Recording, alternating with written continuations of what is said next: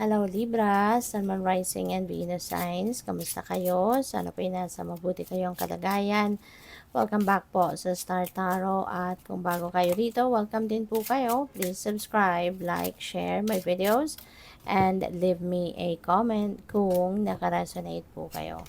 So, Libra, first card ninyo, house. Ayan. So, pwede nang iba sa inyo dito, baka you're building a house, no? Baka you're building a new home. Pwedeng ganon. Pwede rin na kayo ay may negosyo.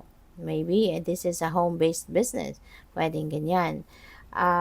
Pwede rin ang iba sa inyo rito siguro, baka you are selling. 'Di ba? Selling properties. Baka trabaho ninyo yon, baka realtor kayo, ganyan. Or, pwede rin na you are selling your own property. Baka meron kang binibenta, 'di ba, na sarili mong bahay.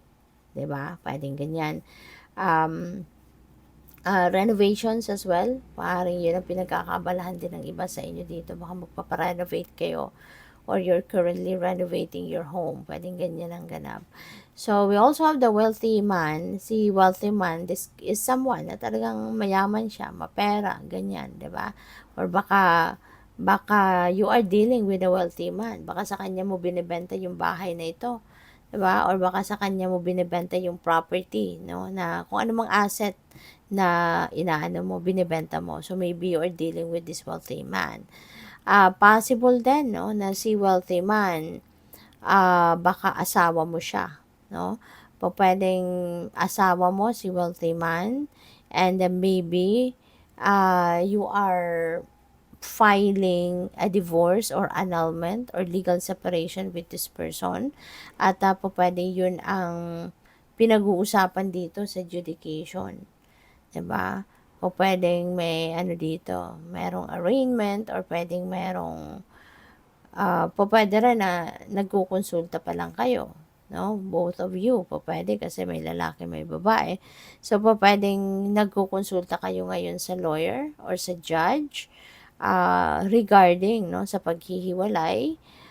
What's gonna happen? Ano yung mga scenario na pwede ninyong i-expect involving your properties, including your house. So, pwedeng yun ang mga pag-uusapan, mga consultation siguro nagagawan. Pwedeng kayong dalawa nagkukonsulta or pwedeng ikaw lang ang nagkukonsulta regarding that, 'di ba? Siguro, kinukonsulta mo kung merong ganyang magpa-file sa inyo ng divorce or annulment or legal separation, ano yung magiging implication, 'di ba, sa mga anak ninyo kung may anak kayo, at saka sa mga property ninyo. So, pwedeng merong consultation dito na magaganap din, no? So, for sure, Libra, this is not going to resonate with everyone, diba? So, just take as it resonates, okay? So, kung hindi nagre-resonate sa inyo, just leave it fly, let it fly, kasi hindi yan para sa'yo, okay? So, always remember na yung mga readings natin dito sa channel is for the collective. Kaya, mayroong mga sasakto, mayroong hindi. So, ayan, nalaglag na. And maraming salamat, no, for subscribing to my channel. At kung hindi pa po kayo nakakapag-subscribe, subscribe na kayo. And also, maraming salamat din for not skipping the ads kasi malaking bagay po yan sa akin. At saka, kung gusto po ninyo na mag-join sa membership, just click the join button po sa baba ng video. Thank you. So, we have the 6 of Wands and also we have the 7 of Cups. So, pwede, no, ng iba sa inyo dito, nagkaka-anxiety, nag-iisip na mo problema because of this. You know? Pwedeng yung problema ninyo ito sa bahay or problema ninyo sa relationship. Pwedeng yun ang iniisip ng iba sa inyo. Pwedeng talagang hindi kayo mapakali, maybe you are having a stressful night, hindi kayo makatulog, hindi kayo hindi ninyo mapag-isipan mabuti, 'di ba? Kung ano nang nangyayari rito. So, possible na ganyan ang ganap.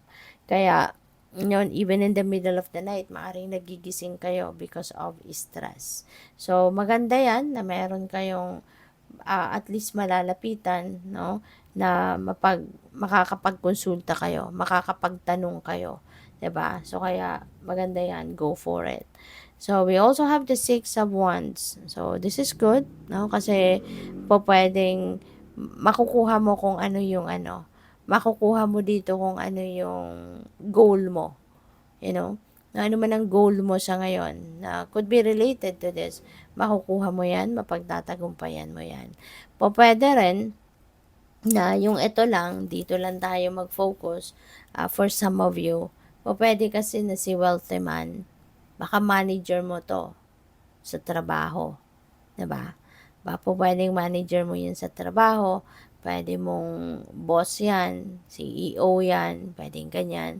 Kasi ano siya, nasa mataas na posisyon 'yan. So, po pwede na magiging pupuwedeng siya yung ano, yung manager mo kunyari, 'di ba? Pupuwedeng gano'n. And pupuwedeng kung ano man ang task na binigay niya sa'yo, baka ngayon mapagtatagumpayan mo na 'yan, 'di ba? Pupuwedeng yung victory na 'to related sa trabaho kasi, pupuwedeng related sa task na, binigay sa'yo, 'no? At maaaring ngayon you are going to ano na, to achieve, no? Kung ano man ang goal dito, pwedeng ganyan din. Or, pwede rin, Libra, for some of you, no? Na since this is victory in terms of your career or trabaho, pwedeng bilang gantimpala sa'yo ng employer mo sa galing na ginawa mo, or maaari kasi na big deal ito, kung ano man ang napagtagumpayan mo dito, could be a big deal, pupuwedeng yung promotion mo, 'di ba? Eto na yon, magiging wealthy ka na kasi maaaring mapo-promote ka into a leadership role, maaaring tataasan talaga yung posisyon mo sa trabaho. So therefore, tataas din ang sweldo mo, tataas din yung mga financial benefits, 'di ba, na makukuha mo. So kaya magiging wealthy ka din. So pupuwedeng ganyan ang ganap diyan, ano? With the Seven of Cups, there could be a lot of opportunities para sa'yo. Maraming oportunidad ang pwedeng dadating.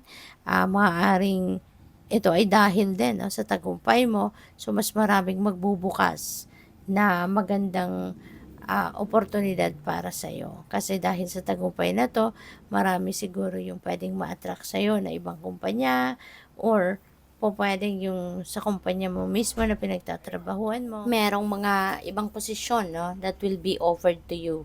So, good luck. Thank you for watching. Love and light. Namaste.